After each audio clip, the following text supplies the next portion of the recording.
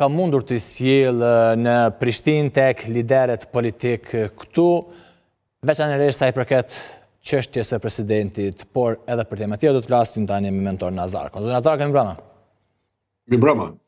Ne ka ndryshimin tuaj, a kishte ndonjë porosi specifike zonja Spiropali që mund ta ketë marrë nga Rama për ta sjellë në Prishtinë tek leadershipi, sidomos sa i përket çështjes shumë të nxehtë ditët e fundit në Kosovë që diskutohet, e që është zgjedhja e presidentit. Po nuk më duket se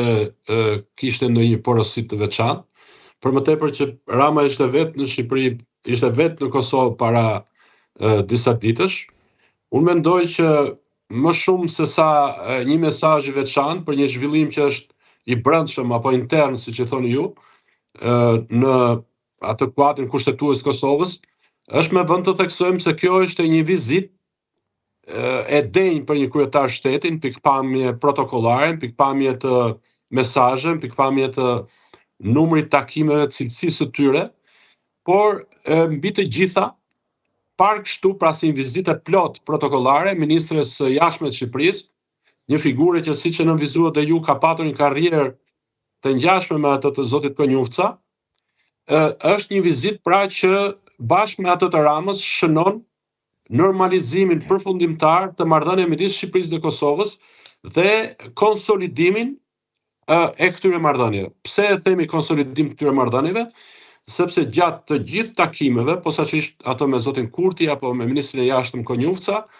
unë nënvizua së pari rikthimi i traditës mbledhjes dy qeverive, që është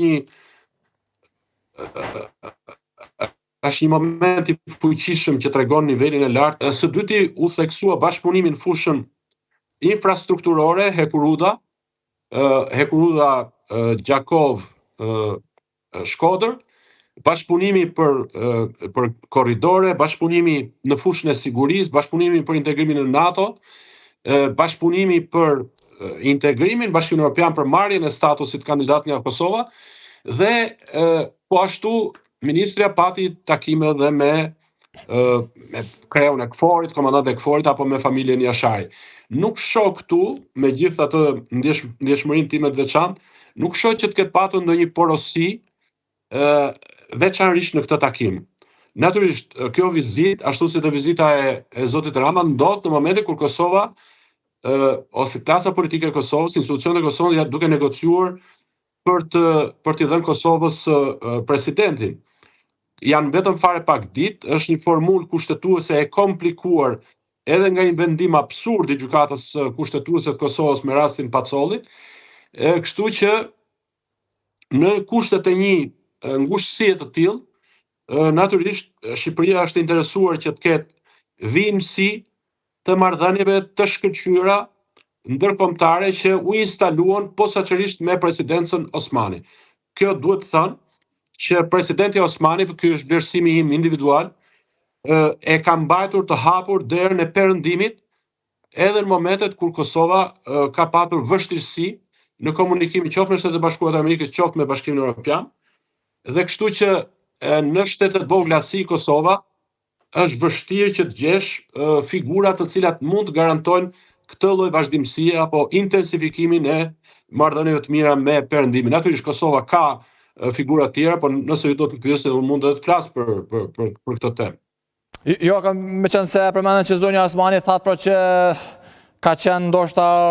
lidhësia kryesore e raporteve të Kosovës me Shtetet e Bashkuara të Amerikës, veçanërisht edhe zoti Rama ka potencuar pak a shumë të njëjtën gjë. Dhe prandaj thash, kur ju pyeta në fillim, thash, vizita e Spiropalit mos lidhet ndoshta me këtë, për faktin që kemi parë që kanë qenë shumë të parafruar zonja Osmani dhe zoti Rama ditëve të fundit kryesisht. Shiko, unë duhet të them këtë gjë, që në vizitën e zonjës Spiropali, që është ministre e jashtme, që duhet të jetë e baraslarguar nga palët, që nuk duhet si thua të lejoj që të emetohet në një mesazh jashtë atij kuadri institucional, nuk vura re ndonjë porosi të tillë. Natyrisht në rastin e zotit Rama, më duhet ta them qartësisht këtë që jo vetëm në vizitën e tij në Kosovë,